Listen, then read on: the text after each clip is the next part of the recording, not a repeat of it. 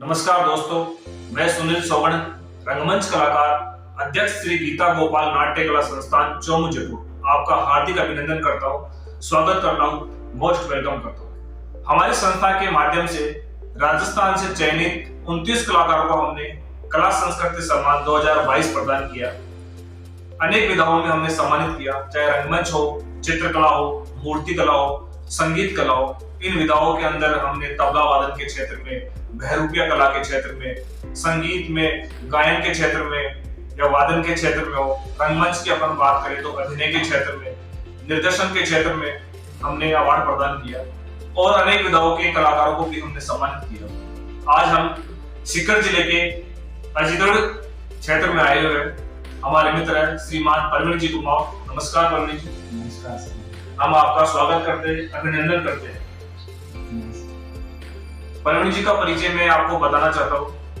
ये रंगमंच कलाकार है और रंगमंच में अगर निर्देशन के क्षेत्र की बात की जाए तो निर्देशन के क्षेत्र में इन्होंने काफी नाटकों का मंचन किया है। इस प्रकार सवेरा नाटक इन्होंने डायरेक्शन किया और मुंशी प्रेमचंद की कहानियों का इन्होंने मंचन किया।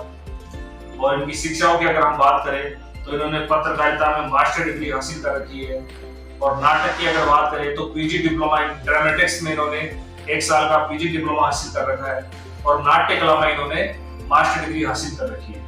वर्तमान में ये रंगमंच के क्षेत्र में अपना कार्य कर रहे हैं, चाहे अभिनय का क्षेत्र हो, चाहे लाइटिंग का क्षेत्र हो, चाहे निर्देशन का क्षेत्र हो। आज हम इनके घर पे हैं और सबसे अच्छी बात है आज इनका जन्मदिन है, तो सबसे पहले इनको जन्मदिन की हार्दिक शुभकामनाएं। तो परवीन जी सबसे आपको बहुत बधाई। आपने इस कदर समझा कि आज इंटरव्यू ले रहे हैं। आज हम आपसे साक्षात्कार होंगे और हमारे दर्शकों से हम आपसे मुखातिब होंगे, रूबरू कराएंगे। तो सबसे पहले तो हम आपसे ये जानना चाहते हैं कि संस्था के माध्यम से आपको अभिनय के निर्देशन के क्षेत्र में कला संस्कृति सम्मान 2022 प्रदान किया, तो आपको कैसा लगा? सर, आपका जब मुझे पता लगा कि मुझे ये मिलने वाला है सम्मान, तो मुझे काफी खुशी हुई। और जो ये आप कार्य कर रहे हैं, बहुत अच्छा कार्य कर रहे हैं, क्योंकि इससे काफी मोटिवेशन मिलता है। जो नए कलाकार हैं, नए युवा है, जो अभी तक इतना पहचान मिली नहीं है, क्योंकि छोटे छोटे अगर रिवार्ड अगर मिलते रहे लाइफ में तो एक मोटिवेशन मिलता है एक नए कलाकार जी। तो मुझे बहुत अच्छा लगा सर, आपने बहुत अच्छा काम किया। तो हम आपसे ये भी जानना चाहते हैं कि रंगमंच में आपका कैसे आना हुआ? जी अच्छा, रंगमंच में तो सर स्कूल वगैरह में मैं थोड़ा पार्टिसिपेशन करता रहता था। किसी भी स्कूल के जो प्रोग्राम होते हैं 15 अगस्त 26 जनवरी, लेकिन इतना ज्यादा मैं मुझे इतना ज्यादा लगाव हुआ नहीं था उस चीज से। लेकिन जब कॉलेज में आया तो फिर मुझे थोड़ा ज्यादा लगाव होने लगा। पहले मुझे ये भी लगता था कि यार सब आसान है, आराम से हो जाएगा, पर इतना आसान होता नहीं है। जब हम स्टेज पे चढ़ते हैं तो उसका एक डर होता है। तो मैं भी बैठा बैठा ये हम दोस्त लोग बातें करते थे, यार ये क्या कर रहा है इसमें, तो अपन दोनों ही कर लेंगे ना इस तरह से। और एक हमारे सर थे कॉलेज में, वो उन्होंने काफी मोटिवेट किया, तो उन्होंने फिर मेरा नाम जबरदस्ती लिख दिया इवेंट के अंदर। तो मैं और मेरा एक दोस्त हमने थोड़ा इम्प्रोवाइजेशन करके कुछ बनाया और हमने प्रेजेंट किया उसको। उसमें ये भी हुआ कि जब अनाउंसमेंट हो गया था स्टेज पे जाने के लिए, तो इतना ज्यादा डर था हम दोनों के अंदर कि हम जा नहीं पा रहे थे स्टेज पे। लेकिन सर ने बड़ा मोटिवेट किया और हम गए और फिर करने के बाद जो इतना ज्यादा कॉन्फिडेंस मिला उसके बाद तो फिर ये भी एक मैं मिमिक्री किया करता था, क्योंकि आवाजें निकाला करता था। तो सर ने ही मुझे मोटिवेट किया। तो कॉलेज में ही प्रोग्राम हुआ मेरा, तरह तरह के आवाजें निकालनी। और फिर मैं इतना ज्यादा उस चीज से प्रभावित हुआ, सर की बात से भी, और मुझे मोटिवेशन मिला, हिम्मत मिली।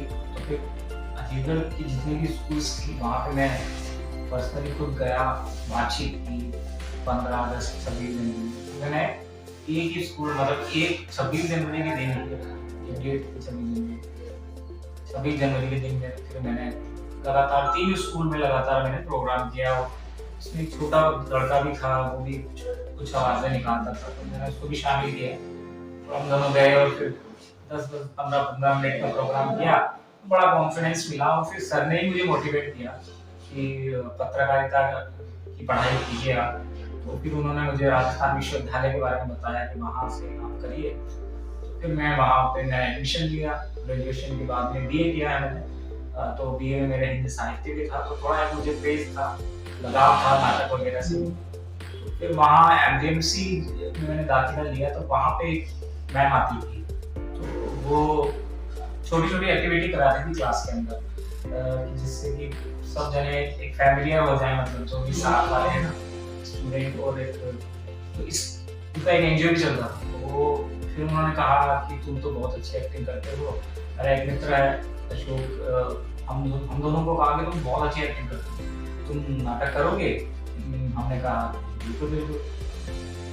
मेरे दोस्त को ज्यादा इंटरेस्ट था वही नाटक में, वो पहले से करता रहता था कि अपने वो नाटक में चलना है, क्योंकि हमारे डिपार्टमेंट के पास में ही वो था डिपार्टमेंट। तो फिर मैम क्या हमको हर संडे के दिन हमको बुलाती थी और हम इम्प्रोवाइजेशन करते थे। तब तो मुझे इम्प्रोवाइजेशन का पता भी नहीं था कि इम्प्रोवाइजेशन क्या होता है। हाँ, लेकिन वो ऐसे करके उसमें तो गाने भी होते थे, जैसे कोई फिल्मी गाना ले लिया, उसको जोड़ बोल के, और फिर हमने एक प्रेजेंटेशन बना के 4-5 जने और फिर वहाँ प्रेजेंट करते थे।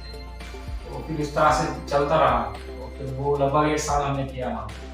तो वो मैम चली गई, तो प्रीवियस की बात है, फिर फाइनल हो गया, फिर एग्जाम हो गया।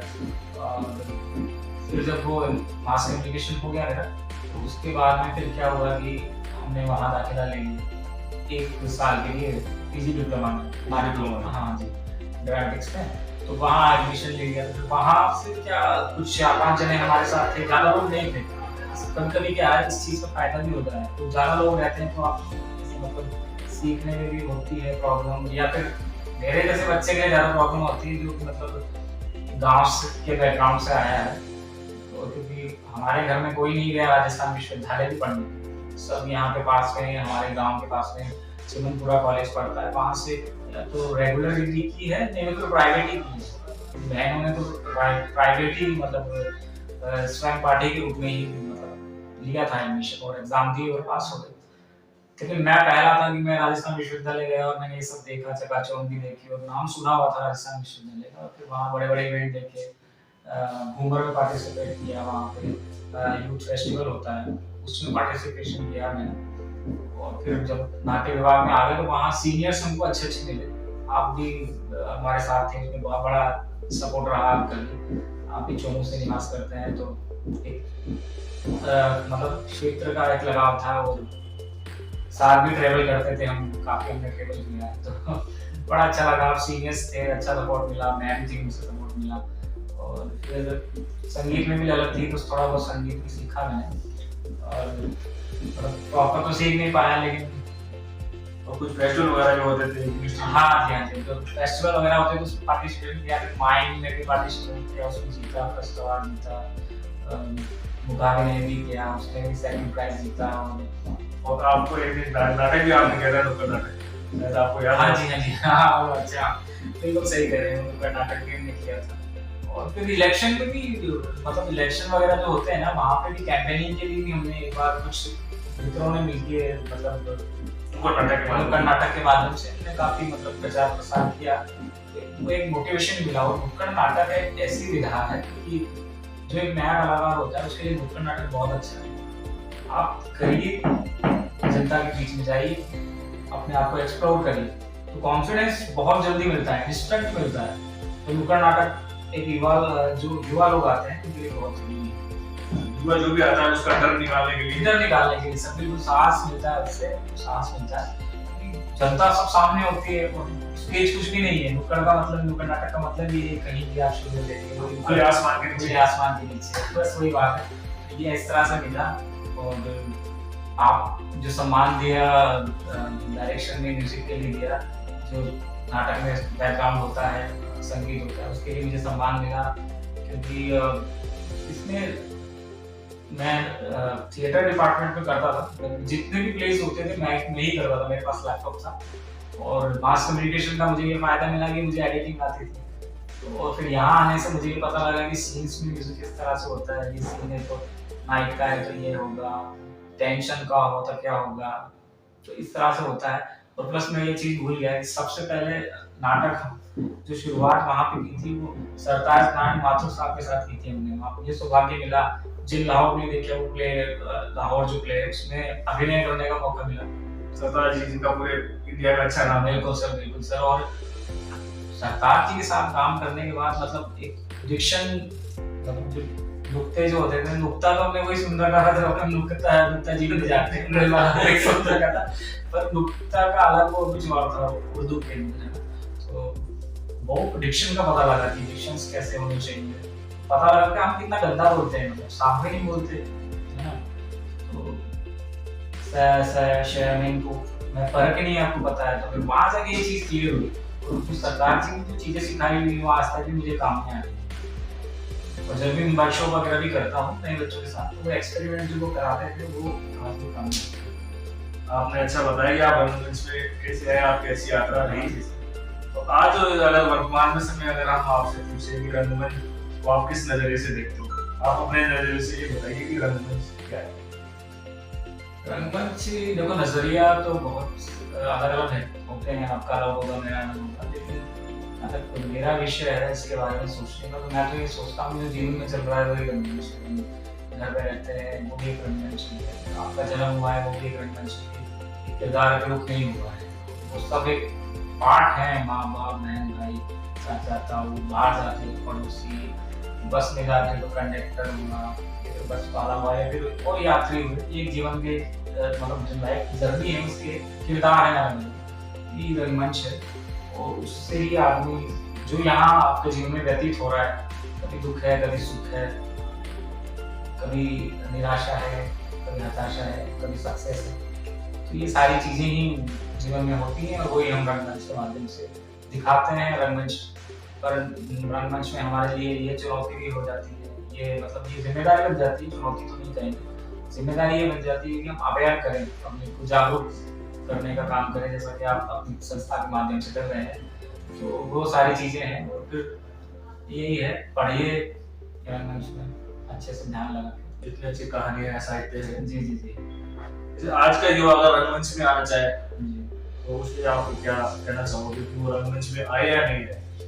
इसमें प्रबल अगर कोई संभावना है, अगर वो अपन को करियर के बारे में अगर सोच कर बात करें उस नजरिए से, आए या नहीं आए ये तो विषय तो देखो खुद को चुनना पड़ेगा। अगर आप आ रहे हो तो फिर दृढ़ निश्चय के साथ आपको कदम रखना है, और इसमें ऐसा नहीं है, ऐसा भी है कि कोई टाइम पास के लिए आ रहे हो तो कर सकते हो, जैसा कि लोग करते हैं स्कूल में, कॉलेज में रहते हैं तब तक करते हैं, थोड़ा बहुत उसी को थिएटर मानने लग जाते हैं, तो वो रंगमंच नहीं है। तो उस तरह से आ रहे हो या फिर फिल्मों को देख के आ रहे हो तो रंगमंच में मत आओ, तो अगर आ रहे हो तो प्रॉपर करके जाओ, ये है।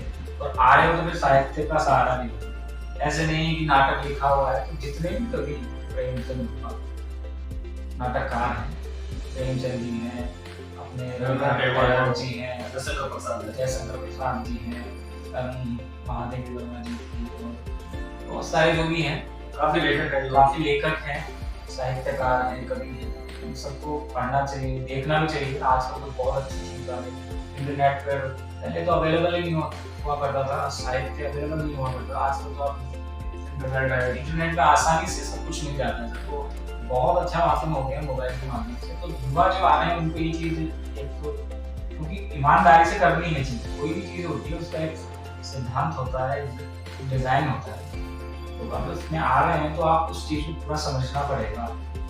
ऐसे नहीं कि भाई आप आए बस हमको केवल, अब लोगों की एक चीज में गलत फहमी ये हो जाती है सर कि वो क्या सोचते हैं कि रंगमंच का मतलब अभिनय का मतलब रंगमंच है, एक्टिंग का मतलब रंगमंच है। तो रंगमंच एक विशाल रूप है, बहुत बड़ा एक, जैसे एक सब्जी बनाने के लिए आपको अलग अलग चीजें डालनी पड़ती हैं, उसी तरह से रंगमंच को करने के लिए भी आपको प्रकाश की भी जरूरत पड़ती है, संगीत की भी जरूरत पड़ती है, मेकअप की भी जरूरत पड़ती है, सेट की भी जरूरत पड़ती है, वस्त्रों की जरूरत भी पड़ती है, और लेखन तो है ही, बिना लेखन के कुछ नहीं कर सकते। और अगर मैन पावर आर्टिस्ट नहीं है तो फिर आप प्रेजेंट कैसे करेंगे? आप चाहे दिखते रहिए उसको, वो मतलब स्टेज पे आएगा नहीं। तो ये सारी चीजें हैं, तो बहुत सारे अलग अलग पार्ट्स हैं। तो पहली चीज तो आप डिसाइड करिए कि आप रंगमंच के किस क्षेत्र में जाना चाहते हैं, तो या संगीत में करियर बनाना चाहते हैं, माइक्स में बनाना चाहते हैं, सेट डिजाइन करना चाहते हैं, मेकअप करना चाहते हैं, वस्त्र विन्यास करना चाहते हैं, या फिर अभिनेत्री की ज्यादातर क्रेज क्या है कि वो सब एक्टिंग के फिल्मों को देख के आते हैं ना, तो वो उस वजह से फिल्मों की वजह से प्रभावित होकर वो उसको ऐसे देखते हैं कि हमको आना है, हमको तो आप डायलॉग दे दीजिए, हम याद कर लेते हैं, हम बस प्रेजेंट कर देंगे। उनको और चीजों से मतलब नहीं होता। डायरेक्शन करना बड़ा मुश्किल टास्क है। डायरेक्टर को सब कुछ ध्यान रखना पड़ता है, सब कुछ अरेंज करना पड़ता है, सब कुछ।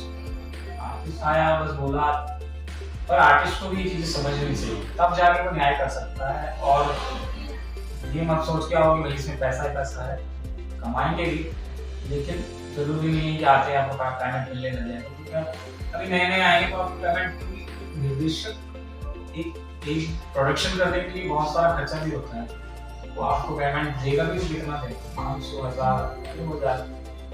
अगर अच्छा ऐसा अनुदान वगैरह मिल गया तो दे सकता है, या फिर कहीं से मिलेगा।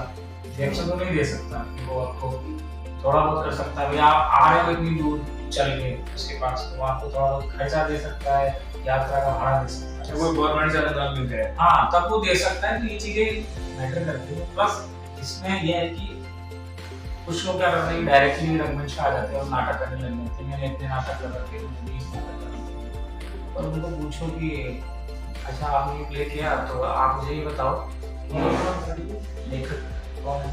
उसको तो लेखक का ही पता नहीं होगा, लेखक का नहीं मालूम, लेखक का नहीं मालूम। और अगर रंगमंच के प्रकार की बात करें तो वो नहीं बता पाएगा। प्रकार की बात नहीं, जो स्क्रिप्ट है सर, उसके अंदर उसको खुद के डायलॉग के अलावा दूसरों जो पात्र है उसके डायलॉग ही याद नहीं, उसको लेना देना ही नहीं, वो अपने अपने डायलॉग याद कर लिए। मतलब आप जब तक पूरी स्क्रिप्ट याद नहीं करोगे, मतलब उसको नहीं पढ़ोगे, तो आप समझोगे कैसे उसकी भावनाएं क्या, मतलब क्या उसमें है, क्या कहना चाहता है लेखक, क्या कहना चाहता है, कहानी क्या कह रही है, तो आप समझोगे नहीं। तो ये चीज है, तो इसलिए हर पात्र के डायलॉग याद होने चाहिए, पूरा याद होना चाहिए, ये जरूरी है। लेखक के बारे में पता होना चाहिए कि कितने नाटक लिखे हैं, क्या है, कहाँ से उनकी पृष्ठभूमि, कौन से काल का लेखक, ये सारा पता होना चाहिए। तब जाके आप उस नाटक के साथ थोड़ा बहुत कुछ न्याय कर सकते हैं। नहीं तो ऐसे तो आप डायलॉग याद करिए, बोलते रहिए, लेना देना नहीं। ऐसे कुल मिला के यही नाटक याद आत्मा रुमाल, नाटक के आत्मा रुमाल, क्योंकि सर पता ही नहीं चलेगा। सर जैसे देखने में आ रहा है कि काफी इंडिया के काफी युवा है जो रंगमंच में आ रहे हैं, और वो ये इस प्रकार आ रहे हैं कि हम रंगमंच को थोड़ा बहुत यूज करेंगे, हम फिल्मों में चले जाए, तो उससे मेरे ख्याल से अच्छा नहीं, वो सीख नहीं पाएंगे। हाँ, मैंने वही तो बात की ना, वो क्या करते हैं सर, फिल्में हम देख के आते हैं, हम भी पहले यही समझते थे कि फिल्में ही ऐसे कुछ, मैंने तो रंगमंच का नाम भी नहीं सुना था। ये है कि स्टेज पे परफॉर्मेंस होता था, सुना था, लेकिन जब हमने एडमिशन लिए, पढ़ाई की इस चीज की, तब पता लगा कि रंगमंच तो एक अलग ही है। दोनों में, सिनेमा में और रंगमंच में बहुत अंतर है। तो वो चीज है, ये फायदा ये हो जाता है कि आप रंगमंच में आए तो आपको याद कर स्क्रिप्ट वगैरह पढ़ते हो, फिल्मों में अगर जाते हो तो स्क्रिप्ट जल्दी से याद हो जाती है आपको, आप सीन को समझ जाते हो, आप इम्प्रोवाइजेशन करने लग जाते हो, उसके पूरे एस्पेक्ट को समझ जाते हो कि सामाजिक क्या है, आर्थिक क्या है, ये सारी चीजें समझ जाते हो, भौगोलिक परिस्थिति समझ जाते हो, ये सारी परिस्थितियां आप समझ जाते हो, क्योंकि ये पढ़ाया जाता है हमको, पाठ्यक्रम में पूरा है इस तरह से। तो ये सारी चीजें अगर तो पता होंगी तो आप सीन भी अच्छा कर पाओगे, आपको को आर्टिस्ट है उसके साथ भी अच्छा कर पाओगे। और अगर आप फिल्मों में जाते हो तो आपके लिए एक हेल्प हो जाएगी वहाँ पे, आपको पहले बुलाया, मतलब आगे बुलाया जाएगा उसके लिए, डायलॉग अच्छे से याद कर लोगे, सीन बता दोगे, तो ये सारी चीजें मैटर करेंगी और आपके लिए हेल्प करेंगी। जैसे देखने में आ रहा है, सुनने में आता है, और मैंने भी फील किया है, जैसे एक युवा है या युवा अवस्था से बड़ा अगर कोई व्यक्ति रंगमंच में आता है, अगर वो रंगमंच में जितना समय देगा उतना ही रंगमंच उसको दिखाएगा।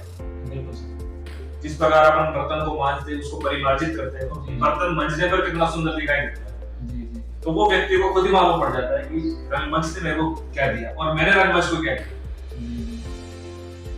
हाँ सर, बेहतर इंसान तो बनता ही है। इसलिए आपने एक अच्छा उदाहरण दिया कि बर्तन को जितना मांजोगे इतना ही चमकता है, तो इसमें भी यही है, जितना ज्यादा आप रंगमंच करेंगे, मैंने जैसा पहले उल्लेख किया कि जितना ज्यादा आप साहित्य को पढ़ोगे, नाटक को पढ़ोगे, लेखक के बारे में जानोगे और परिचर्चा करोगे, अगर पढ़ के आप डिस्कशन करोगे तो बड़ी अच्छी चीज है। जैसे मान लीजिए आपने कोई पुस्तक पढ़ी और मैं आपसे डिस्कशन कर रहा हूँ, तो आप कुछ अलग, आपका मतलब सोचना अलग होगा ना इस विषय पे, तो ये चीज बहुत अच्छा आपको हेल्प करेगी। इसलिए क्या सवाल था आपका, मैं भूल गया, क्या कह रहे थे? ये कह रहा था कि अगर व्यक्ति आता है रंगमंच पे, जितना समय जी वो तो इसलिए वो परिचर्चा करेंगे तो फायदा होता है।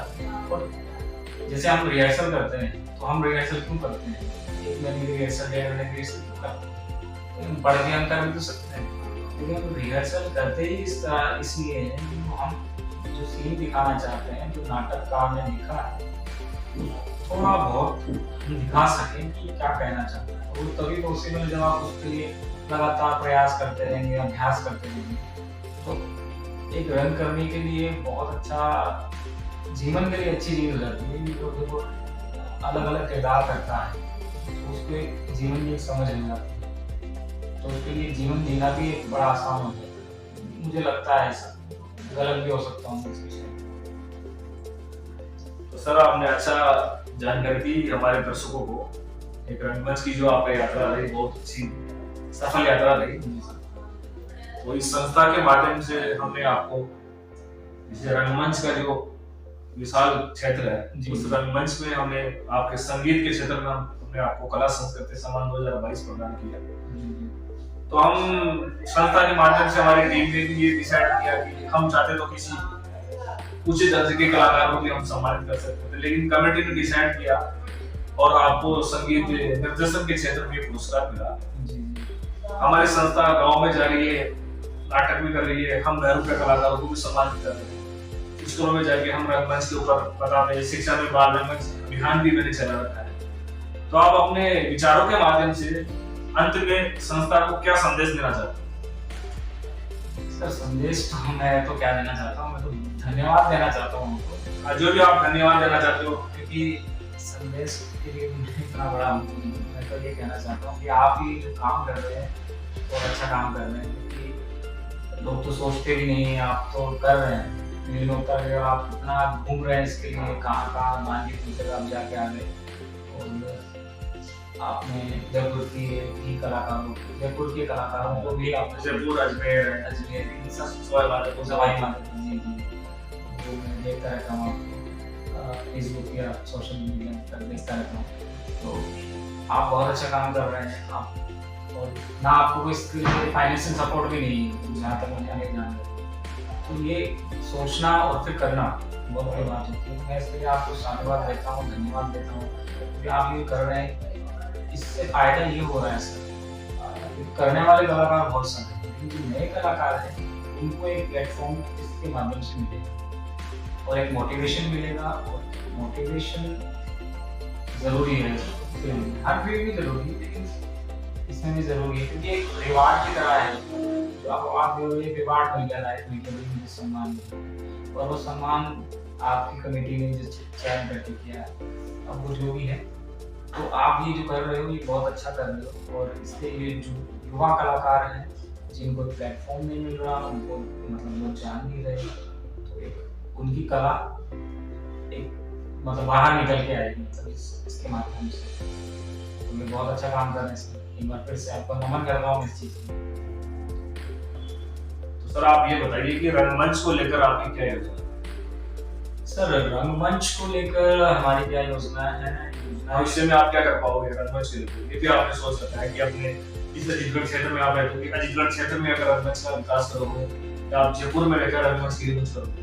जी देखो, रंगमंच के लिए मेरा विजन तो क्लियर है, क्योंकि रंगमंच से आपका बौद्धिक विकास एक होता है। क्योंकि मैं स्कूल में भी मैंने थिएटर पढ़ाया, लगभग 5-6 साल मैंने थिएटर पढ़ाया कुछ 2 स्कूल्स में। पहले कैम्ब्रिज कोर्ट में 1 साल मैंने पढ़ाया, पार्ट टाइम पढ़ाता था। सुबोध पब्लिक स्कूल रामबाग जो है, वहाँ पे मैंने 5 साल अपनी सेवाएं दी। कोविड में मेरा जॉब चला गया, वहाँ से 2 दिन पीछे को हटा दी। तो लेकिन जो नया बच्चा है, क्योंकि रंगमंच भी जो आता है वो नया होता है, इसी तरह हम जब स्कूल में बच्चा जाता है वो नया होता है। तो बौद्धिक विकास के लिए, मानसिक विकास के लिए रंगमंच बहुत जरूरी है। इसी तरह से हम हमारे क्षेत्र में कार्यशालाएं लगाएंगे, नए नए कलाकारों को मौका देंगे, इच्छुक हैं, अवेयरनेस करेंगे। ग्रामीण क्षेत्र है तो ग्राम, जैसे कि अभी हमने रिसेंट मुंशी प्रेमचंद की कहानियों का मंचन किया, तो हमारा उद्देश्य ग्रामीण क्षेत्र में करने का यही है, ग्रामीण जनता को कैसे जोड़ा जाए रंगमंच से। उनको पता नहीं है, वो केवल टीवी देखते हैं, उनको पता नहीं है। भाई जब तक आप जानोगे, लेके नहीं जाओगे नाटक उनके सामने, तो वो कैसे जानेंगे कि नाटक है? तो आप, मैं खुद हैरान हूँ कि हमने जब वहाँ पे किया, उम्मीद नहीं थी कि देखने वाले आ जाएंगे, लेकिन यानी की बात है कि बस हमने केवल वर्बली बोला था कि आप सब नाटक देखने आना शाम को, तो मतलब 40 से 50 लोग जमा होंगे नाटक देखने के लिए, क्या होता है नाटक। तो ये सारी चीजें हैं। और दूसरी चीज ये भी है कि हमारे मतलब आपके घर में भी ऐसा ही होगा, सबकी कहानी एक जैसी होती है कि नाटक करना, ये करना, ये सब पसंद नहीं होता है। बस जहाँ पढ़ाई कर, नौकरी कर, ये सारी चीजें होती हैं। तो हम बैकग्राउंड तो रहा नहीं, इससे हमारा कोई बैकग्राउंड रहा नहीं, मेरी फैमिली में करने वाला तो नहीं, तो घर वालों को पता ही नहीं है मैं क्या करता हूँ, समझ नहीं आता हूँ कर रहे, तो उनकी भी इसमें गलती नहीं है।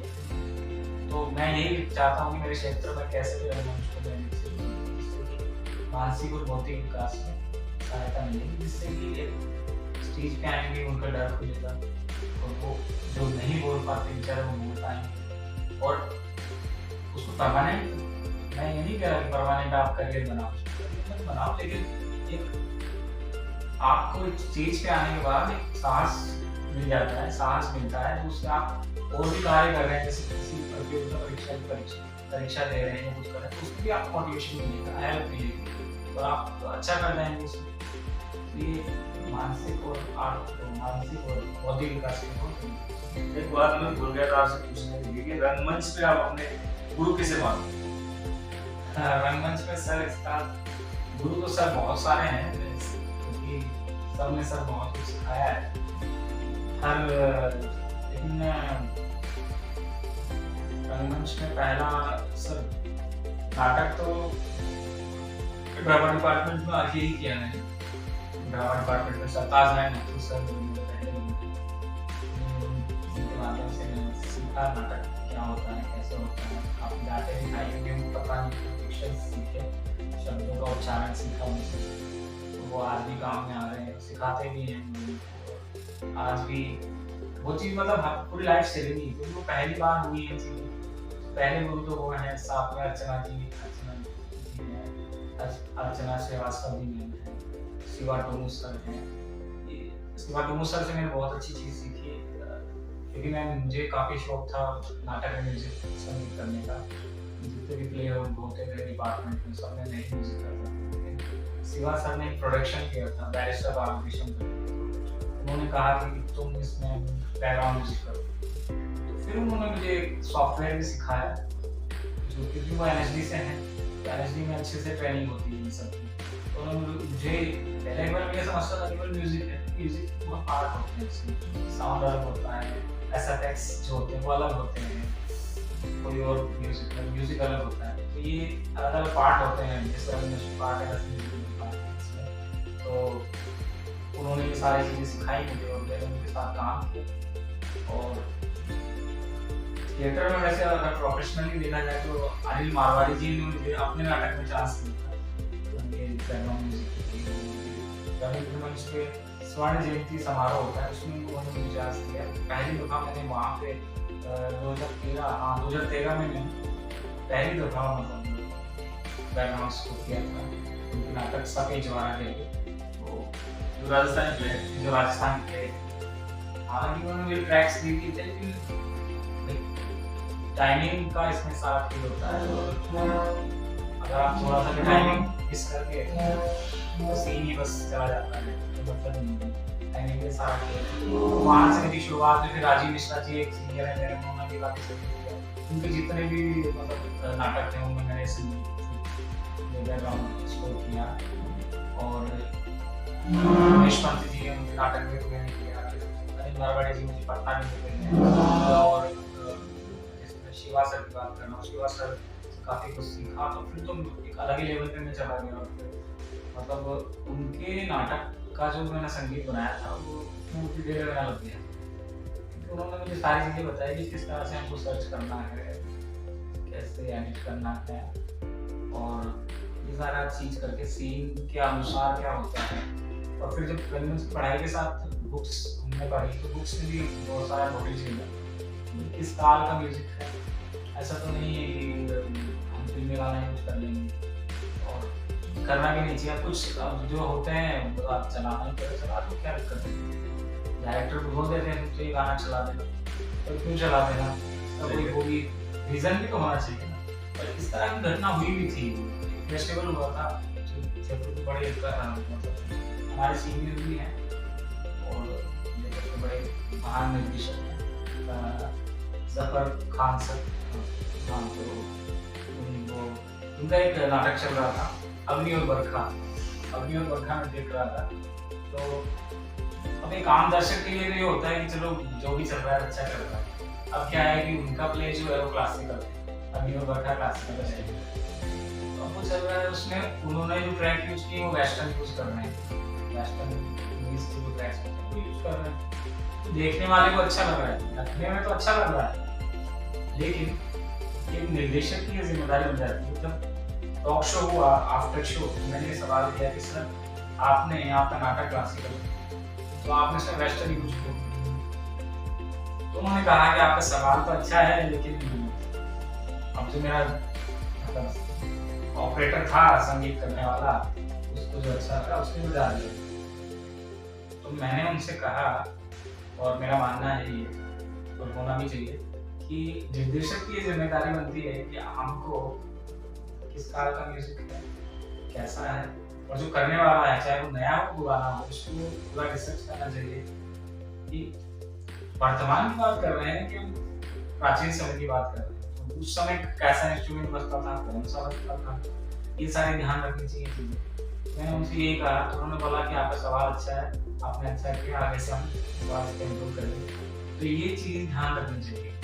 तो ये मुझे किताबों से भी पता लगा, पढ़ाई से पता लगा, सर ने बताया मुझे, क्योंकि तो पता लगा मुझे, क्योंकि उनके प्ले में आजादी से पहले का प्ले था वो बैरिस्टर बालकृष्ण था उसका नाम, तो लंदन था, लंदन में कुछ मतलब अब वहाँ पे ऑर्केस्ट्रा था, तो 1940 में कैसा बजता था, है ना। अगर टेलीफोन की घंटी है तो उस जमाने में कैसे बजती, आज कैसी बजती है, तो हम यूज तो नहीं कर सकते। मान लीजिए नाटक में कोई सीन चल रहा है, फोन आपको मोबाइल फोन का सीन, अब आपने आईफोन का रिंगटोन लगा दिया, अब वो आईफोन है नहीं उसके पास, है ना। तो ये सारी चीजें मैटर करती है। उसका बेसिक फोन है, उठाने वाला फोन कैसा है, मोबाइल है क्या, ये सारी चीजें मैटर करती है। क्लासिकल कौन सा है, उसकी राग कौन सी बजा रहे हो, क्लासिकल की बात करें तो राग कौन सी यूज कर रहे हो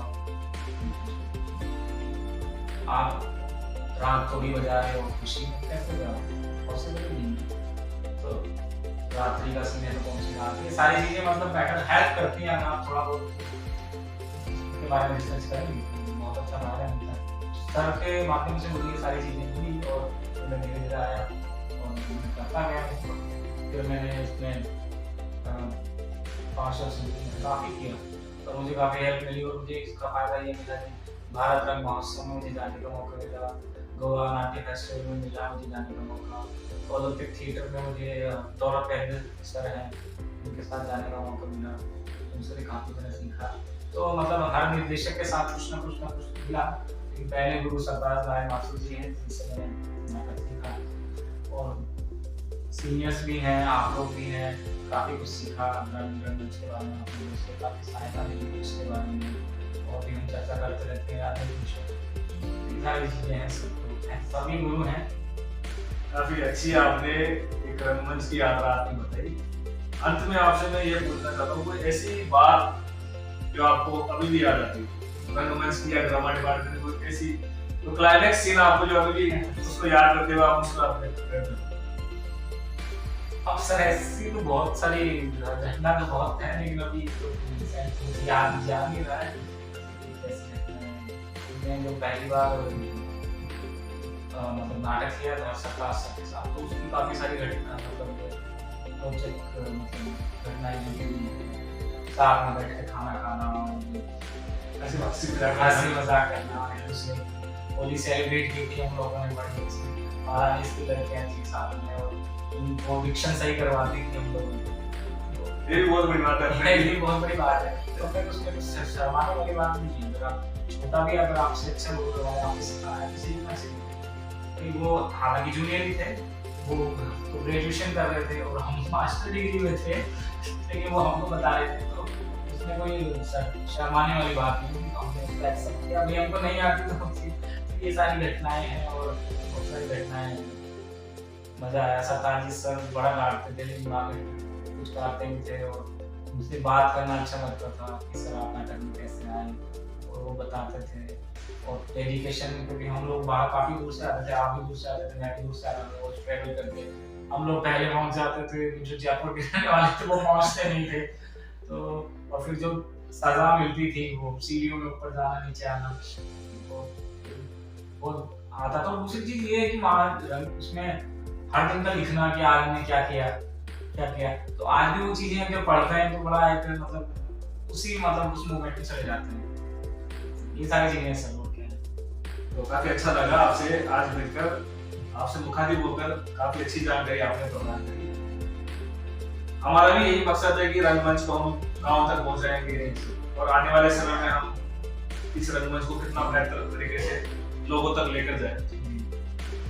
संस्था के माध्यम से मैं सुनील सोबन रंगमंच कलाकार जो संस्था का अध्यक्ष हूँ, आपके भविष्य के लिए मंगल शुभकामनाएं करता हूँ कि आपका भविष्य मंगलमय हो और आप इसी तरह प्रकृति के रास्ते पर चलते रहें और रंगमंच में आपका एक नया नाम हो।